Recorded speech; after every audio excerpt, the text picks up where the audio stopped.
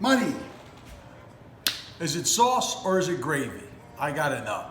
I think it's gravy only in Philadelphia. I don't think it's anywhere else. I think everybody else in the world calls it sauce. We call it sauce. I've always called it sauce. I don't know. We're gonna find out right now. But anyway, we're gonna make a nice Italian sauce for spaghettis and meatballs and sausage and prażol. I made a nice homemade prażol. I made some sausage. I made homemade meatballs.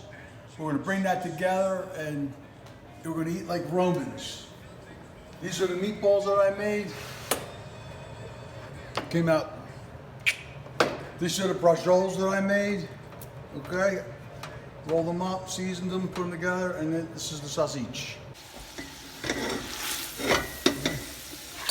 We sweat the onions. When it starts to sweat, hey, garlic is up to you. I mean, whatever you like. We kind of like a little bit extra garlic, so that's just a matter of preference. Right, I'm gonna cook that garlic a little bit for about 3 minutes. And then I'm going to add the tomatoes. Now, talk about tomatoes. Sometimes people I use a good California tomato. Doesn't need any sugars, any baking soda, any carrot, anything that people put in their sauce to take the bitterness or the agita out of it. My sauces usually comes out perfect. I've never had a problem with it. So I recommend that you cut your tomatoes. Learn about your tomatoes. Go out. Some companies have California and they have Italian tomatoes. Buy a can of each and taste them. They're the same exact company. You'll see a difference in taste. The Californias I find to be a little bit sweeter, but they don't add sugar to them. This is just it's the natural tomato. This is good. See how nice that looks? So I'm gonna I use a whole plum tomato. I like to break them up. I just want them clean.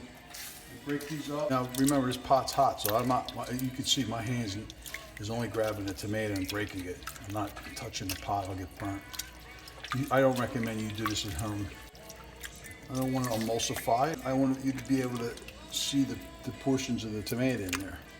So you're saying that they can actually do that in a bowl before they pour it in? Yeah, they absolutely can. Right. But how many bowls do you want it dirty? All right, so that's the plum. Then I use a concentrated crushed tomato. Okay, with this tomato will give you the opportunity it's so thick, it's almost like a big paste. Now, with the plum tomato, I don't have to put any water to that. I could just make that just the way it is. It's great to make like a Diablo, the plum tomato. Just take that, some garlic, just saute some garlic, a little bit of hot pepper, and cook it off, and then throw some pasta, some spaghettis over there, or spaghettinis. But with this, it's so thick, obviously, it'll burn. It'll be one of these, and probably like a little over a half of water to break that down to get the consistency that I'm looking for. Okay? Okay, there's not really too much to the sauce, as far as seasonings. I don't, at least for me. A lot of people put clove and all kinds of crazy stuff in it. I don't. My ingredients: salt, pepper, fresh garlic, fresh basil, pretty much it. I let the meat and the tomatoes be the main act in the salt. This is 3 tablespoons of salt. Okay, this is a big pot. This is 1 tablespoon of black pepper. All right.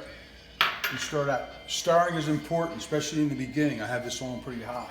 You want to get to the bottom when you stir. Stir from the bottom. You can